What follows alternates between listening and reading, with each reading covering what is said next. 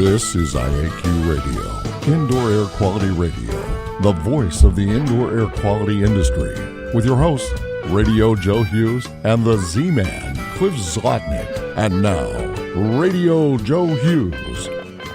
Good day wherever you're listening from, and welcome to episode 471 of IAQ Radio. It's Friday, August 4th, 2017, and this week we're going to flash back to a couple of shows we did with IAQ Pioneer and the first IAQA Indoor Air Quality Association president, Larry Robertson. Larry has unfortunately passed since our last show with him, and we put two shows together to honor his memory. John, you got to have faith that I went back through the shows from February 11th, 2011, and 2/15/2013, we had Larry on. We cleaned them up the best we could. The early one had a little rough audio on it, but we cleaned it up the best we could. And in memory of Larry, here is what we came up with. Before we get started, let's thank our marquee sponsors. IAQ Radio marquee sponsors are John Don Products, where restoration and abatement contractors shop. Visit them at jondon.com. That's JONDON.com. Healthy Indoor Magazine, a free online digital magazine for industry professionals and consumers. Subscriptions are available at IAQ.net. Legends Environmental Insurance, the experts in insurance for environmental consultants and contractors for over 20 years at legends-enviro.com. That's legends-enviro.com. Larry Robertson was the Indoor Air Quality Association's first president and a founding board member, and has been a leader in indoor air quality research and services for over 2 decades. He is known for establishing Mycotech Biological, one of the first environmental laboratories that specialized in identification of fungi and their association with HVAC systems. He also contributed in the initial development of the Certified Indoor Environmentalist and Certified Microbial Remediation programs at their inception back in the early days with the Indoor Air Quality Association. And he served on the Texas Mold Task Force relative to the development of mold regulations in the state of Texas. He is also co-founder of Indoor Environmental Consultants, Home Diagnostics, Purisis 1, Purisis 2, Laro, and Microfungi, Inc., and the Aeromycological Society of America. He has divested from all these entities and formed the Robertson Environmental Consulting Group to provide consulting and indoor environmental services through a network of consultants and remediators across the country. What I call the mold wars in Texas, it was an incredible 4-year period where it was pretty much started with the notoriety that the Melinda Ballard case had, and it spawned itself into just thousands of mold cases, primarily homeowners filing against their home insurance carriers relative to water damage and mold claims. Some of these other cases were outside of the state, but most of them were here locally and dealing with homeowners insurance. So these were cases that I'm assuming were filed prior to homeowners insurance writing the policies in a way where they excluded mold coverage or at least capped it? Yes. Okay. So you were just cleaning up the big backlog of lawsuits that occurred in the early 2000 and area, I guess. Yes. And it actually, even though that the insurance companies began to rewrite their policies, it wasn't really until there was a case that went to the Supreme Court here in Texas that ruled in favor of the insurance companies that removed any secondary mold from water damage. Basically, even if a homeowner had a covered event, if it grew mold, intuitively you would think that that would be part of the damage and it would be covered. But the Supreme Court here in Texas did not see it that way, and pretty much that lawsuit that laid everything to rest with regard to litigation and mold. Now there are still some cases that are going around. I mean, there are certainly plenty of ways that people can get sued or businesses can get sued for mold, but it's not the old standard homeowners insurance case. I see. Okay. Cliff? Well, I guess it's a two-part question, Larry. Was Texas the first state that got involved with licensing mold contractors? I believe it was, Cliff. Okay. And what effect did this mold licensing regulation have on the quality of the work being done in Texas? Did it stay the same? Did it get better? Did it deteriorate? Well, that's a difficult question. I would have to say it's a little of both. There was a recent study published in the Air that, it essentially concluded that there was no compelling scientific evidence that exists about an association between air duct cleaning and improved IAQ. And I guess that's my summary on it, but others may argue, but, we can talk about that. One of the papers cited, was a paper that you had published. And I'm curious if you've had a chance to look that over and what your thoughts are on that study and how they represented what you had published within that study. Well, I have some very mixed opinions about that, the Cerami paper. That's the one you're referring to. On one hand, with some exceptions, the very basic conclusions provided in the paper are valid.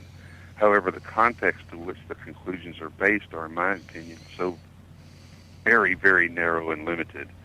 For example, the paper does state that no field studies have correlated poor IAQ with duct contamination. It says that in that abstract. And clearly the author feels it's appropriate to make such a statement, but that's true only if it's limited to the contamination of the duct only and not the entire HVAC system as a whole. The term bioaerosol was coined in the infamous Legionnaire's disease case, which involved an air conditioning system in Philadelphia back in the 1970s. Clearly, that's one of the most well-established cases where a field study report where poor IAQ and health effects were directly correlated to an HVAC system. Yet, I get my opinion is the author doesn't even recognize that, and I feel that it's grossly misleading to the audience in which that paper was intended.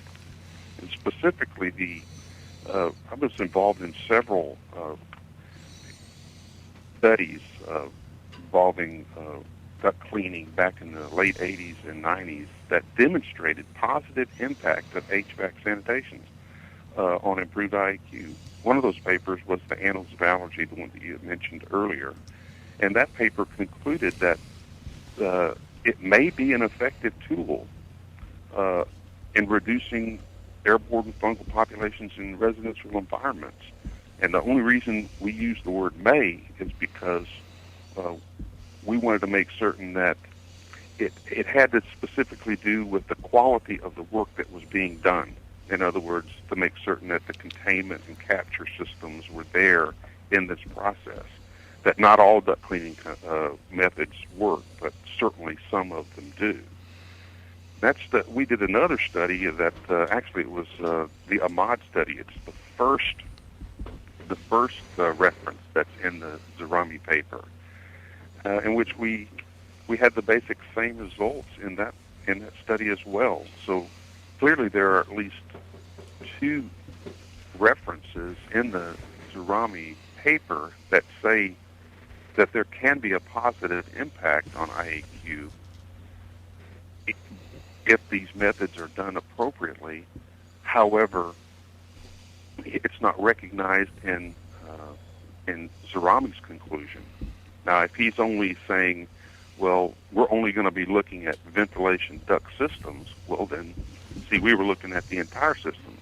But it doesn't really make, I think it's misleading to only look at a ventilation duct system and not the entire system in itself. It's almost counterintuitive. For example, we all know that basic household cleaning and maintenance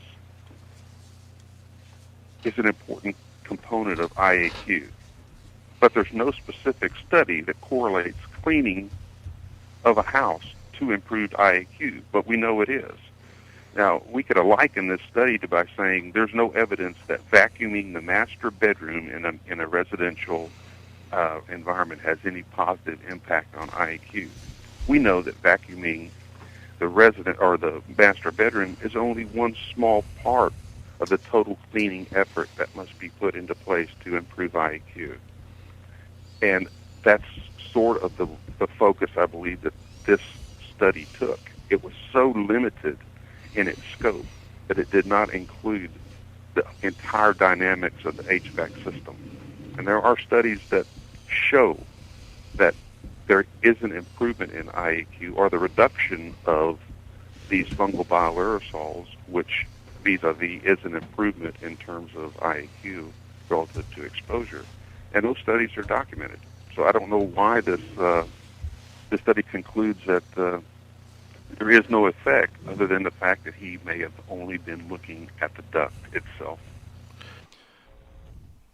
Larry, let me go back to those early days because I wasn't as involved as you were. I was doing asbestos and lead and safety, construction safety training and working with hazardous waste, etc. First of all, for you, what were the early days? What years are we talking about? Well, ACGIH had specifics on doing indoor-outdoor comparisons in the mid-'80s. So, that's really, in my opinion, about when the industry began to take hold. Okay.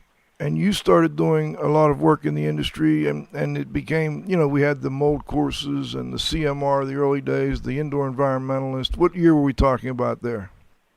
Well, yeah, those aren't really the early days for me. I guess those are more like they were developed in the 90s.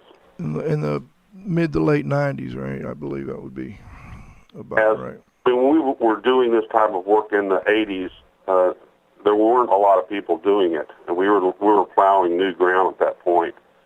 But then, again, I think that it was primarily driven, number one, at that time by just the individuals we were doing the work for wanted some kind of clear, definitive statement on project closure.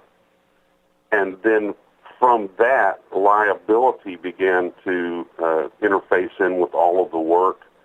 And so that's really when it became more than just a visual observation. There had to be some kind of test involved. And eventually in the state of Texas, it actually became a regulation where the post-remedial testing had to occur and had to involve some type of accepted national method. Now, back in those early days, I would assume you were doing a lot of culturable type sampling. I don't know that the spore traps were as common and tape lift, but maybe I'm wrong. Were you doing tape lift as well, or? Yes, actually those techniques are really common in mycological circles. Now, the spore trap method that used a cassette was certainly something that developed later. Mm-hmm. Back in those early days, we were using what was called a Burkhardt impact sampler. The Burkhardt company essentially had the very first spore trap, volumetric spore trap sampler patented and developed. And essentially you would use a microscope slide. Now that whole process has evolved to using these cassettes that have small microscopic slides in them that are utilized in lieu of the standard microscope slide. And as far as culturable sampling, were you doing a lot of culturable sampling back in those days as well? Yes, doing both. Okay. Now let's move fast forward up to the 99, I want to say, is when the addition of the bioaerosols I'm more familiar with came out, and also when in 2001 EPA came out with mold in schools and commercial buildings, and both of them had indoor-outdoor comparisons in them where you were looking at trying to get the levels within the containment similar to outdoors in the case of EPA, and I don't remember the exact wording in the bioaerosols book. I could find it in a moment, but Those were two of the documents. You mentioned some other, I don't know if you were referring to those or to other industry standards and guidelines. Can you mention a few of the others that have influenced what you do over the years? Well, yes. I mean, it's wise to look at all of these guidelines and use them, have them in your bag of tricks, so to speak. But again, most of these documents walk right up to the concept of clearance, but they do not necessarily address the specifics of PRV. And one, for example, would be the document that came out in 2003, which was the first IICRC S520 standard. Mm-hmm. And those that are familiar with that know that the IICRC uses these terms, conditions 1, 2, and 3. And essentially, the goal of the mold remediation project is to return the environment to a condition 1, which essentially attempts to define what is typical and normal for an indoor environment. Now, the problem is that there are documents that are out there in the references in published literature that provide guidance on what is typical and normal. However, no one seems to be paying much attention to them.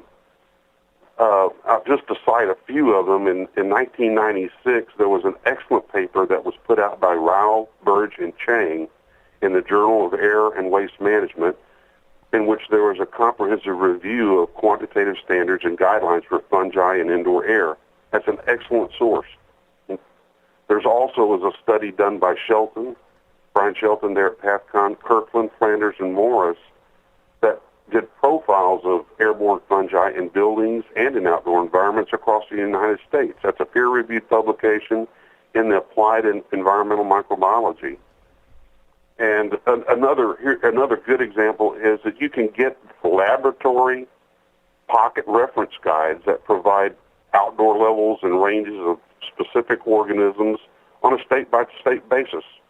For example, in Texas, if I look at this document for Texas, it indicates that for outdoor air, Stachybotrys levels are typical and common, that we find them in low ranges of 7 spores per cubic meter, in a medium range of 13 spores per cubic meter, and they can also be high at about 130 spores per cubic meter with a frequency of 19%. So almost 1/5 of the time they're occurring in outdoor air at those concentrations, generally suggesting that people are routinely exposed to this organism on a day-to-day basis.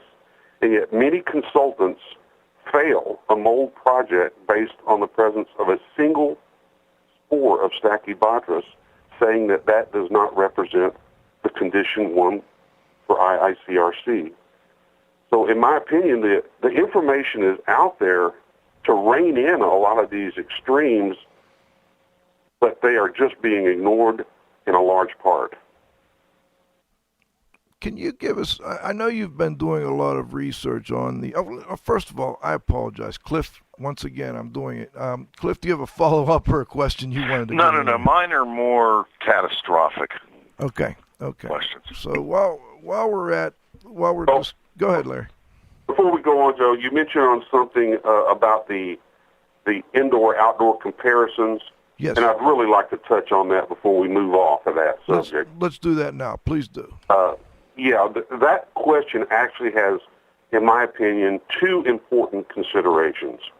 And first, let's just talk about the indoor-outdoor comparison. There's a known history of where that comes from. I believe it originates from the ACGIH and some early publications on bioaerosols. And the rationale that they use is generally okay. It's only when we start applying that to a specific project where the problems really start to emerge.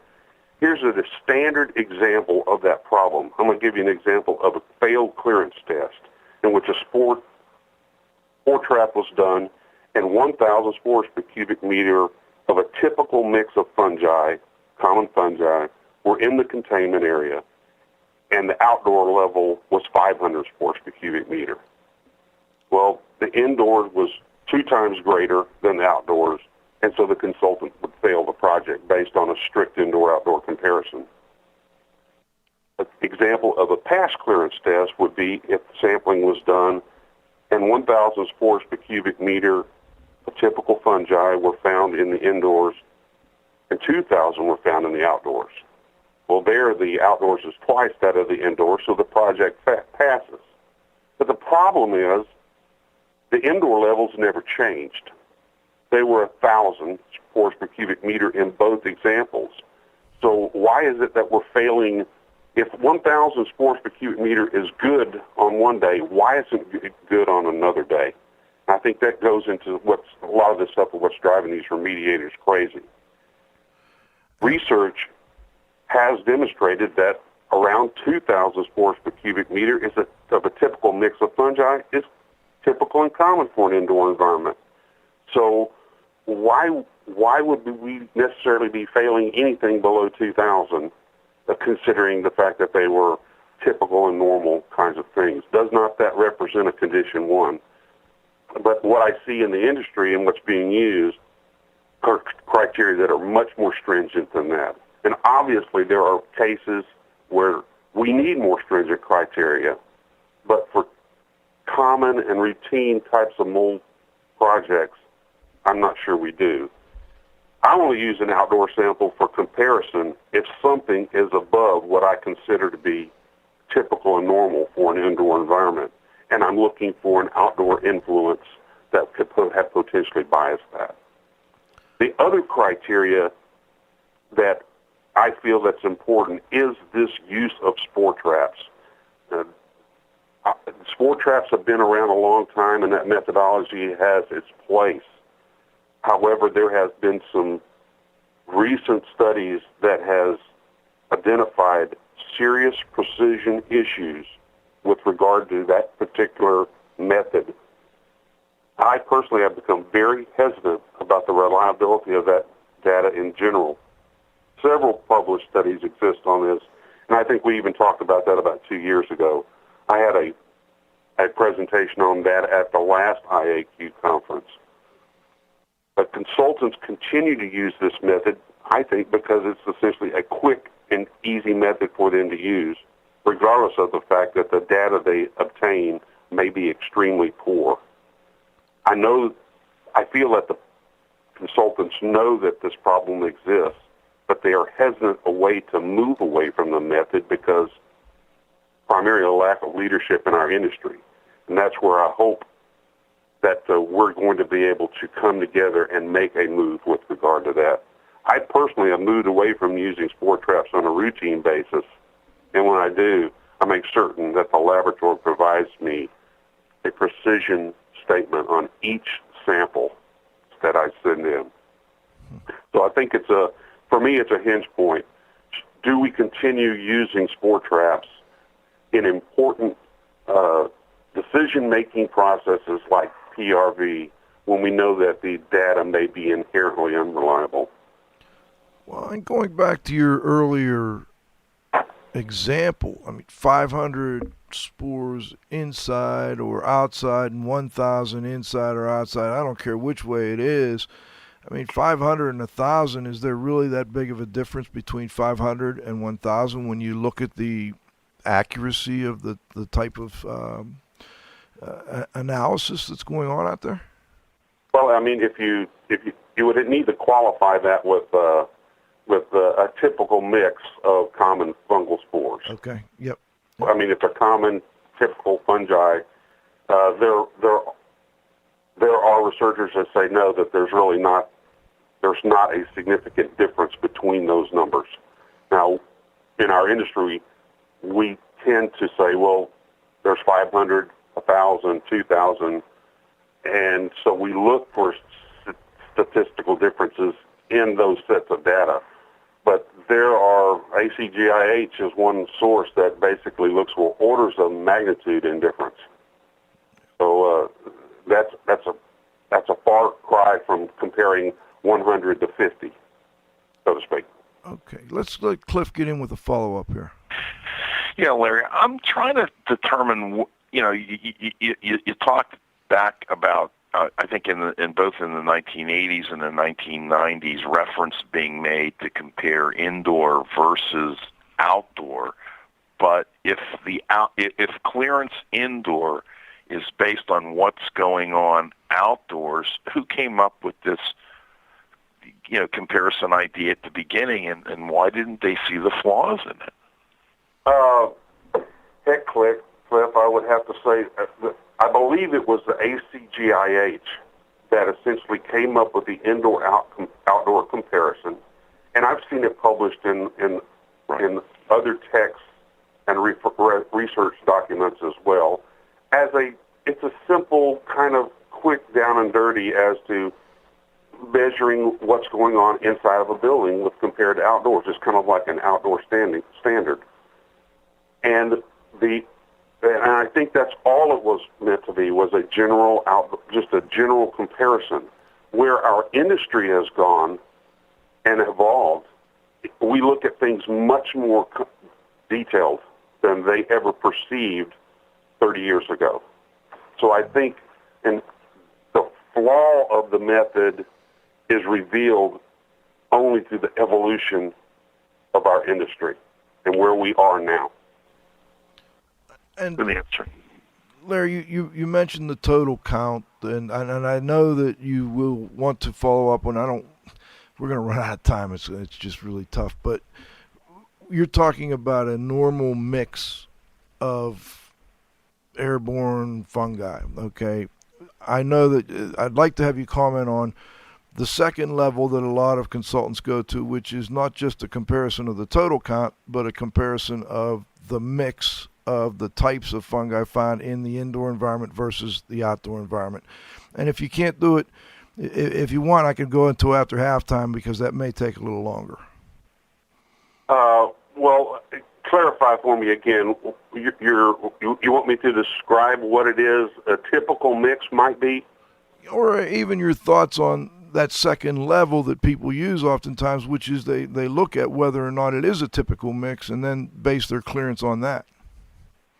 Well, again, there are documents, research documents, peer-reviewed publications on what's in non-damaged buildings, what's typical and normal. And I know it ruffles a lot of people's feathers, but Stachybotrys is common in outdoor air. Aspergillus versicolor is common in non-water damaged buildings. And often those organisms are used as key indicators to suggest that something is wrong in the indoor environment. So we have to be extremely careful about how we become focused on specific organisms as these key indicators. Now, what about using the organism being removed as a key indicator? Do you have any comment on that?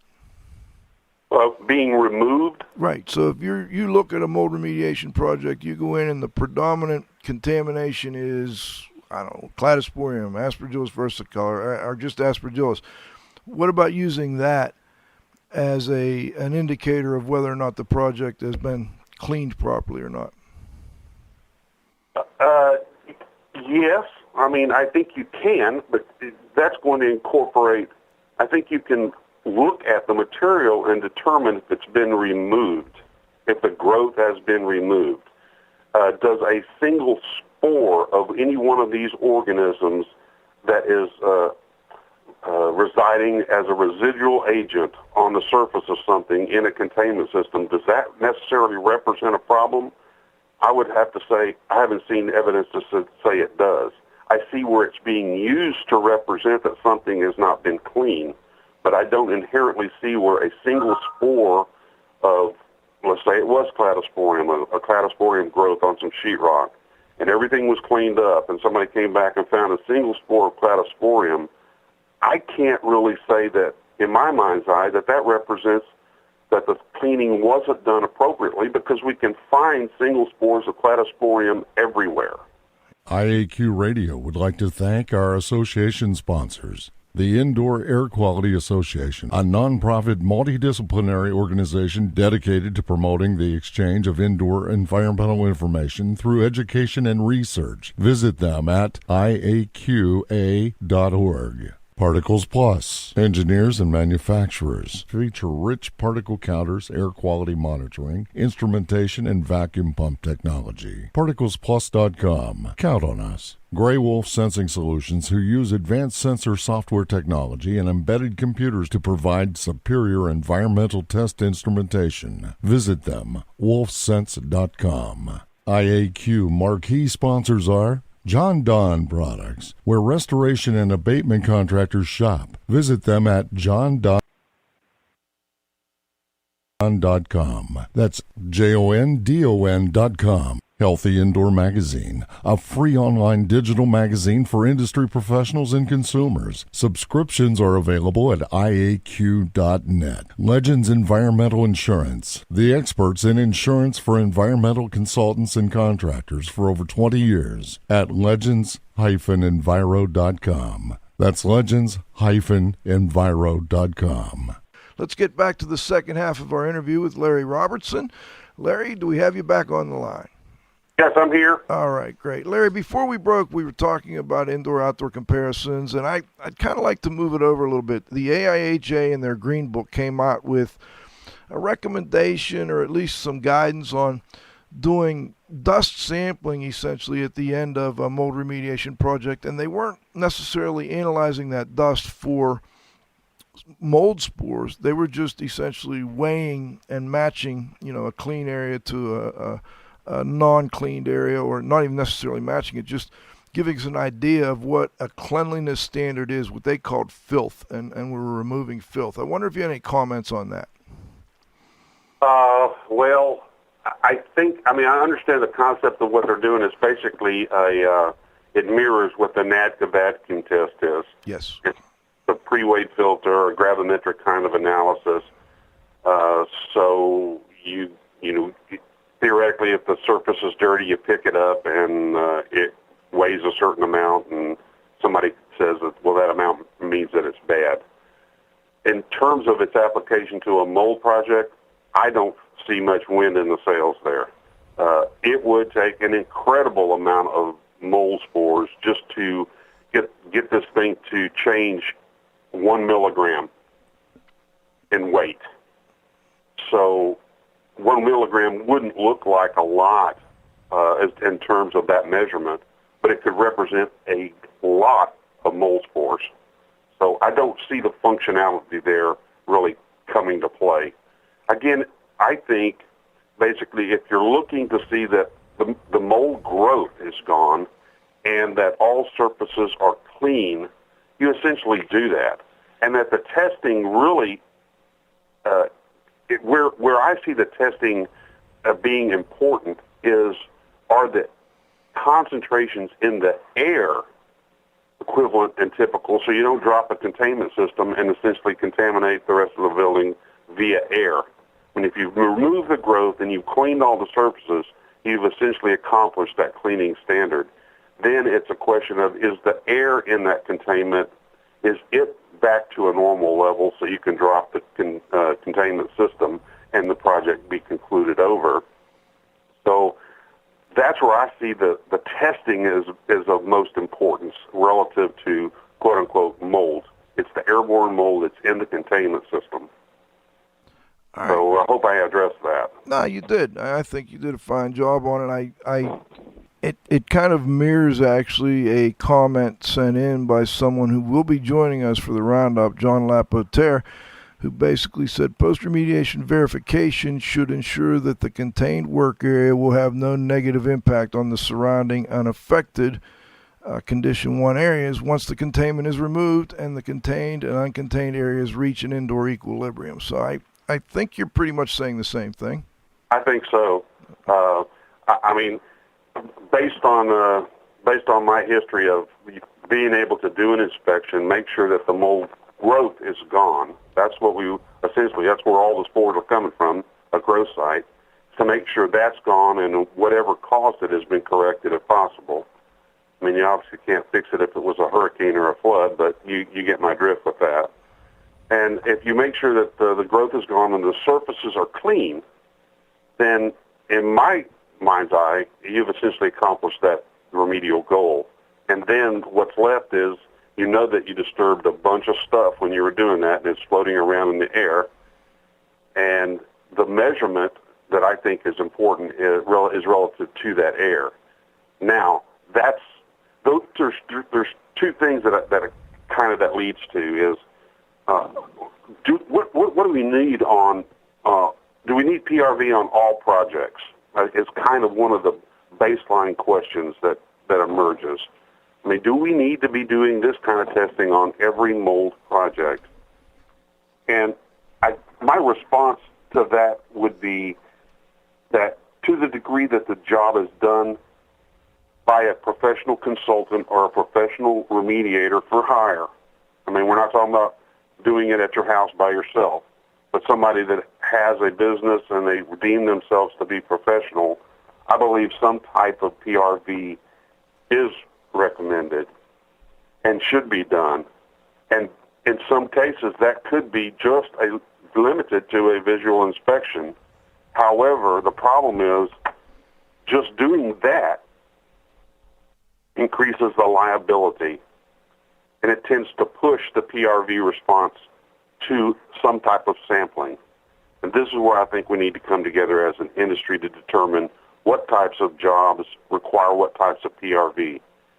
For example, not too long ago, I recently solicited input on the IAQA LinkedIn website for consultants to submit some clearance criteria to me and what they would use for routine and common mold projects. And you would not believe the responses. They were across the board. They range from, well, you really don't have to do anything for a routine site, to, Mr. Robertson, I can't even respond to your question because we always include bacteria, mite, beta-glucan, and a host of other sampling methods on all of our mold remediation projects. Basically saying that they don't distinguish between routine and common mold projects. In my opinion, this is exactly one of the areas where we need to come together as an industry. We need PRV for routine and common projects, and those might differ from what we need for ICUs and operating theaters and other critical care units.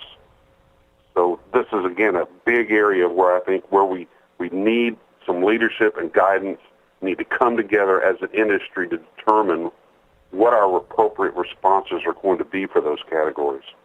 I've got a couple texts I want to get to in a minute, but let me just kind of go through, Larry, what the typical components that I think maybe you're saying we should include on every PRV, and then let's take it from there. Obviously, we want to make sure the moisture problem has been fixed. I don't know whose responsibility that is all the time. Sometimes it's the contractor. The owner ultimately is responsible for making sure the moisture problem has been fixed. And in some cases, like in New York City, when they issue citations, they require that an architect or a registered or a professional engineer sign off on that, which is pretty stringent. But that's obviously the baseline. And then you've been saying repeatedly, and I think everyone would agree, a good thorough visual inspection to ensure that you have removed all of the visible mold and any visible contamination. We have not mentioned, obviously getting back to a dry standard of some type, ensuring that the materials have been dried to an appropriate standard. We have not mentioned olfactory or odor, and I wondered if you could comment on that for me. I would lump the olfactory, the odor situation in with that visual inspection. Okay. And in my mind's eye, when I do a visual inspection, it's more of just a sensory inspection. I mean, I'm not just going in and looking. I'm touching, I'm feeling, I'm smelling. So it's more of a sensory inspection. Okay, and then some type of sampling. We've talked a lot about sampling, but I think before we get to specific sampling, I want to add there's a question here. Do you use a particle counter to assist you with this? Joe, that's for me the final process in the clearance process is to take a sample. And yes, in the past I have used aerosols, but as I've mentioned, I have developed some real concerns with aerosols, and I am actually moving towards this concept of using particle counters in lieu of any kind of specific mold spore sampling. Okay. Look, I look at it like this. We routinely use carbon dioxide as a surrogate to address appropriate ventilation in buildings. No one thinks anything about that. Carbon dioxide is really not the problem. It's the surrogate that lets us know whether or not we're getting the appropriate ventilations according to ASHRAE. I don't see any reason why we can't do something similar to that for mold using concentrations of 1 to 5 micron particle sizes as a surrogate to mold spores within a containment system, and at least begin to incorporate something like that for routine and common mold remediation projects. Obviously, that would not be what I would limit my recommendations to in an ICU or a sensitive care facility. There, I might want to do culturable stuff. But in a routine and common situation where I know the problems that are existing with the current technology with aerosol, I'm feeling the directive is to go to more of a laser particle counter and utilize just the raw numbers that exist between the 1 and 5 micron range as a surrogate to determine if the concentrations are appropriate to drop the clearance barriers. Got it. And I think that's I'm glad we got that question from John, and we're going to follow up, and I'm going to let John do a couple follow-ups on that in our roundup because he's got another one here. Before we go to the roundup, though, I want to get back to Cliff. Cliff, I know you had a couple questions, and I want to make sure you get a chance. I do, Larry. I mean, there's been so much work and so much need following Superstorm Sandy. I wanted to get your comments on practical and cost-effective post-remediation verification for post-catastrophic flood remediation projects. What do you think about that? Well, obviously, that's a lot going on. When a flood comes, it's not like just a problem with under one sink. You've got a problem in the entire house. And I think my take on that is it would become critical in those particular examples that, again, the visual inspection be done to make certain that all of the water-damaged materials have been removed. And then this aspect of, I've been using water concentration, and I've tried to avoid using the word moisture meter. Moisture meters have their place. However, if you really want to get down to the down and dirty to determine whether or not a material is going to support mold growth and the potential for that after a catastrophic flooding event, then you really need to be looking at water activities. And until recently, there has been a void of readily available equipment to get that. I'm happy to say now that there are companies now that are providing some rather low-cost equipment to enable the consultant to identify specific water activities of various building materials. That is what I would utilize to determine what the exact concentration of water is in that material and if it's going to result in a potential regrowth. And that's the critical issue for me in a catastrophic event is how much water was received and is being held as a reservoir in those materials. Because you could simply clean them up, and if you didn't get that residual moisture out of the materials, the mold growth would recur. So using this water activity meter in conjunction with dryers and air movers, I think is critical importance, particularly in catastrophic events like that. Okay, I've got one follow-up question. Larry, what's your opinion on the applicability of using ATP sampling as a PRV tool for either mold or for both mold remediation and post-catastrophic flooding? Well, ATP is a method that's been around for a long time, and it's used in clean rooms and in surgical areas, and so it has a place. It has a place. Whether or not I would use it as a first choice, I'm not sure I would. It is less discriminant on fungi per se because it can also detect any microorganism that's producing adenosine triphosphate. Adenosine triphosphate is basically the energy molecule in living systems. So anything that's living is going to create ATP or produce ATP. And so it doesn't really identify fungi specifically. That would be one thing of why it may or may not be a good mold remediation tool. The other is that if you have a dead mold spore or a dead mold colony, there may not be any ATP there, but you still have all of the allergic kinds of things that are going on that the ATP method wouldn't necessarily pick up. When I first saw it demonstrated, this is many years ago, this is probably the late 80s, and one of the things that happened is that, we did it at our training center, and we'd had an area where we water damaged, and, we ended up getting some, numeric readings there. And I just wanted to see what would happen if we tested various chemicals.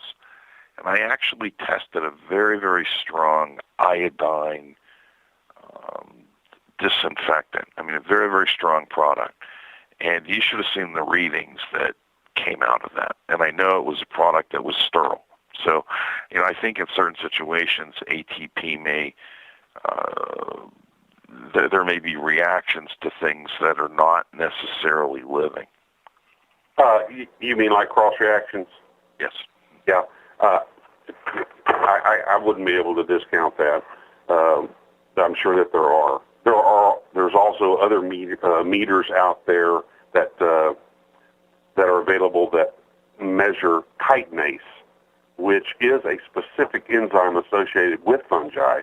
I don't want to use the product name because that might be inappropriate, but there's a meter out there that measures chitinase, which is a specific enzyme to fungal organisms, which is a good tool. Again, its specific application to mold remediation, I personally am looking, it may have a place. Let me finish the sentence by saying it may have a place. However, I'm looking for something in our industry that is going to simplify and gain credibility to our entire mold remediation process, the assessment and remediation events. So I'm looking for the method for common and routine projects where the consultants and remediators can come together and develop this. Certainly the ATP meters and the chitinase meters and all these other things exist, but I'm not sure that that's going to be the answer for everyone.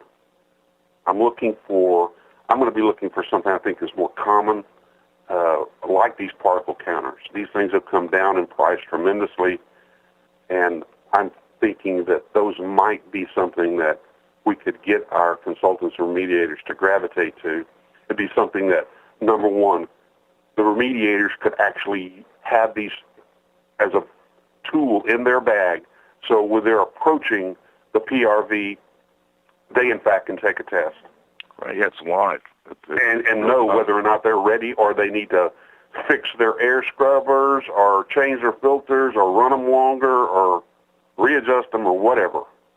And then if we have criteria that basically are, that the consultants can use to use the particle counters, again, as a surrogate for a mold air clearance, then it just, I know the labs are not going to like hearing me say this, but from a practical standpoint, that it just makes more sense as opposed to sending them off to a lab. They're analyzed.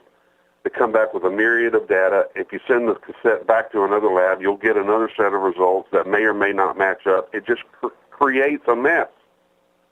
And does it really mean anything? If we can just get the particle levels down and they're equivalent to what's outside or in the other parts of the residence, I'm thinking that's ultimately serves as the overall objective.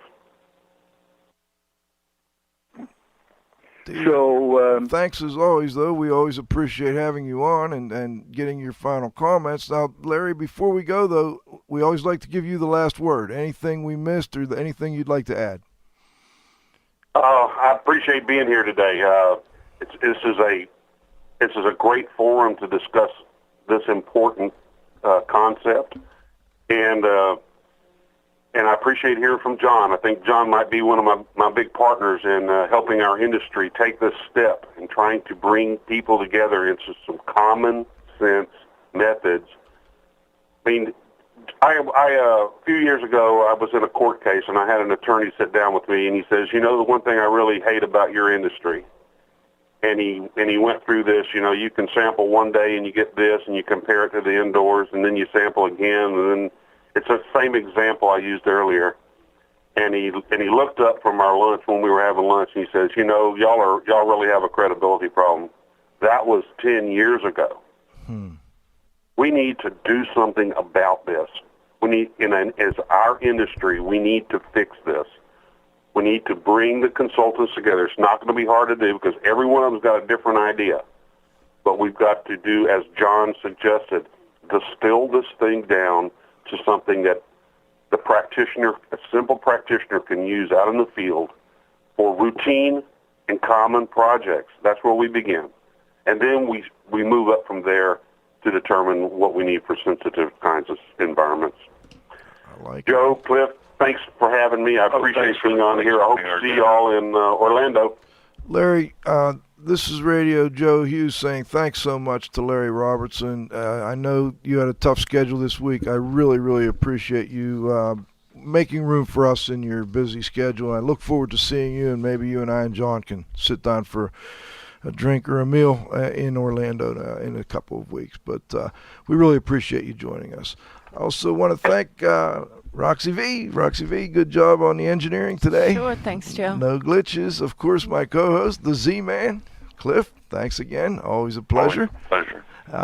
Cliff and I, by the way, will also be together at the Dampness Mold conference in March over in Atlantic City. Looking forward to that one. We're going to try and do a show live from there. Also want to thank John Lapotere. Thanks again for joining us, John. Of course, our technical director, Dr. Dietrich Wow. Hey, next week, I just got confirmation. I'm pretty sure we're going to have Sam Rashkin from the Department of Energy on next week. Used to be with EPA's Energy Star program. He's moved on over to DOE. They've got a fantastic new website I've been sending out as a part of my show announcements every week. You got to check it out. We're going to talk a lot of building science next week with Sam Rashkin, DOE. Also want to, of course, thank our growing group of loyal listeners. Real nice group of online people here this week, and downloads are great. Please come back and join us next Friday at noon for the next episode of IAQ Radio. For IAQ Radio, I'm Spike Reel saying thanks for listening.